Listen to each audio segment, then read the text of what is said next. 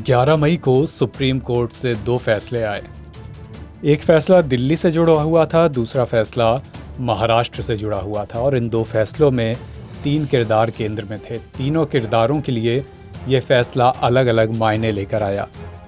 पहला किरदार दिल्ली के मुख्यमंत्री अरविंद केजरीवाल, दूसरा किरदार महाराष्ट्र के मुख्यमंत्री और शिवसेना एकनाथ शिंदे गुट के नेता एकनाथ शिंदे, और तीसरा किरदार महाराष्ट्र के पूर्व मुख्यमंत्री और शिवसेना उद्धव ठाकरे गुट के नेता उद्धव ठाकरे।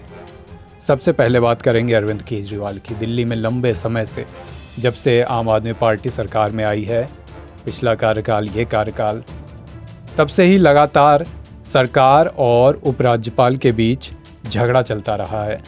लगातार अरविंद केजरीवाल के नेतृत्व में आम आदमी पार्टी की सरकार ये आरोप लगाती रही है कि हम तो तमाम योजनाएं लाते हैं, एलजी काम नहीं करने देते। एलजी का कहना है कि ऐसा कुछ नहीं है, जो भी हो रहा है संविधान के दायरे में हो रहा है। इस झगड़े पर सुप्रीम कोर्ट का फैसला आ गया और सुप्रीम कोर्ट ने एक तरीके से ये मोहर लगा दी है कि दिल्ली में असली बॉस तो जनता के द्वारा चुनी हुई सरकार ही है। तबादले और पोस्टिंग का अधिकार दिल्ली की सरकार को मिल गया है और इसके बाद से लगातार आम आदमी पार्टी, अरविंद केजरीवाल खुश हैं, कह रहे हैं कि जनता के फैसले की जीत हुई है सुप्रीम कोर्ट पर।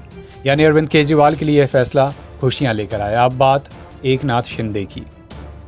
एकनाथ शिंदे के लिए भी तात्कालिक रूप से यह फैसला खुशियां ही लेकर आया है।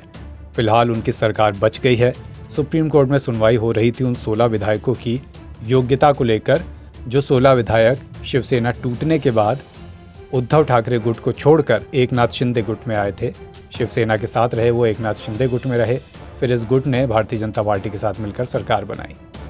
16 विधायक जो एकनाथ शिंदे के साथ आए थे, उनकी योग्यता पर सुप्रीम कोर्ट में बात हो रही थी। सुप्रीम कोर्ट ने यह कहा कि योग्यता पर तो फैसला स्पीकर ही लेंगे, लेकिन इस बीच उन्होंने तमाम टिप्पणियां एकनाथ शिंदे की सरकार पर भी की, लेकिन कुल मिलाकर उनकी सरकार बच गई। ये फैसला सुप्रीम कोर्ट ने दिया। आगे ये फैसला 7 सदस्यीय बेंच को भी बढ़ाया गया है। अब बात तीसरे किरदार की, यानी उद्धव ठाकरे।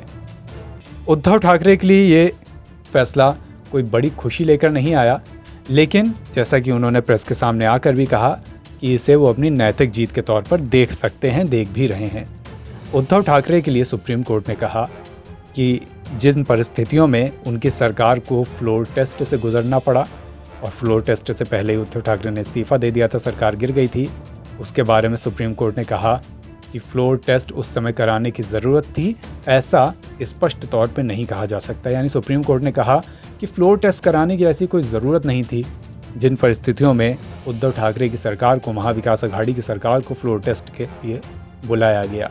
सुप्रीम कोर्ट ने राज्यपाल की भूमिका पर भी सवाल उठाए, जिसको जाहिर सी बात है अब उद्धव ठाकरे और उनके तमाम नेता बढ़ चढ़ कर जनता के बीच ले जाएंगे। इसके अलावा सुप्रीम कोर्ट ने फिलहाल सरकार को बर्खास्त करने में तो कोई टिप्पणी नहीं की, इनकार कर दिया, लेकिन उन्होंने ये ज़रूर कहा कि अगर उद्धव ठाकरे ने इस्तीफा न दिया होता खुद, तो शायद वो सोच सकते थे इस बारे में। हालांकि उद्धव ठाकरे अब ये सुनकर पछता भी रहे होंगे कि क्यों उन्होंने फ्लोर टेस्ट से पहले खुद ही इस्तीफा दे दिया।